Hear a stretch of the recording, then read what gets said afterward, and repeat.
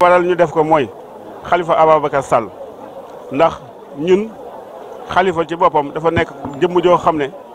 ñun ñëpp la teral kon Macky Sall bu ko jàppee indi ko fii ñun jaral nañu fanaan fi waxuma la ak ñuy naaje duñu naaje. mais dafa mel ne xeex bi mu ngi soog a tàmbale procès bu nar a guddi la. xeex baa ngi doog a commencé te man nag xeex bi sax Macky Sall nit ñi dañ ko war a won seen doole li tax ñu war ko won seen doole mooy bu fekkee ne Khalifa Ababacar Sall dañ ko jël waa Dakar fal ko bi ko waa Dakar falee mu war a nekk ci seen kanam ñu jël ko kidnappé ko waa Dakar dañoo war a jóg faj ko tey jii xeex bi waruñoo may Macky Sall dara loo xamante ne actuellement war naa mën a tax mu tëj ko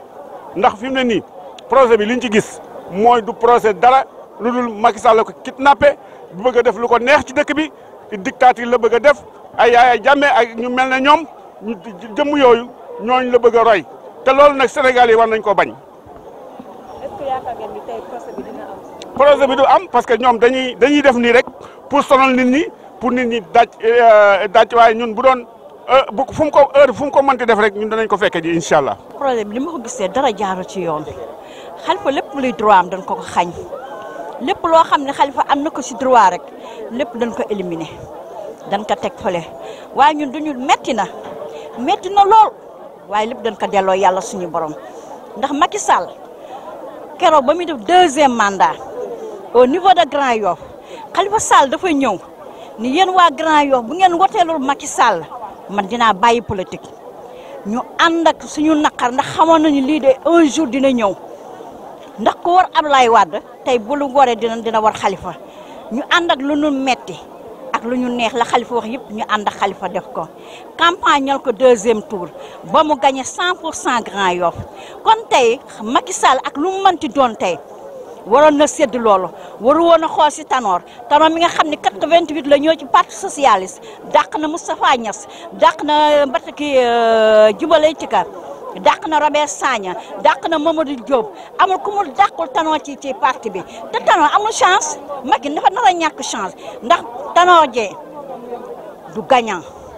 toujours il est perdant toujours day perte kon perte boobu muy perte waru woon a ànd ak moom en tant que jeune moomu ne après l'indépendance waroon na ànd ak Khalifa Sall mi nga xam ne c'est un grand travailleur mu xam dëgg xam yoon. dafa ñaaw sax pour l'image du Sénégal bu demee ba ay pays yu mel ne la France di wax ci par exemple procès Khalifa Sall nga war a xam ne fii affaire baa ngi bëgg a jéggi dayu Khalifa Sall ñëpp xam nañ ne liñ ko tuumaal du dara du dul affaire politique la te ñu nag dañuy taxaw bañ ñu ci dara waaw. Macky Sall mi bu xooloon ne léegi ni ñu ko fare ak ni mu ñëwee au pouvoir war na xam ne vraiment yàlla moo joxe nguur kon mu may nit ñi jàmm liggéey liggéeyam nit bu ñu demee ba wooteel ko budget 3700 milliards et quelque yow mënoo liggéey dara ki Sénégal teewul xale yi ku yeewu rek il préfère mourir dans le désert libyen wala jël la Méditerranée la large pour dee foofu boo leen waxee ñëw Sénégal ñu ne du ñëw Sénégal dee ci àll bi moo ñu gënal kon dafa liggéeyul.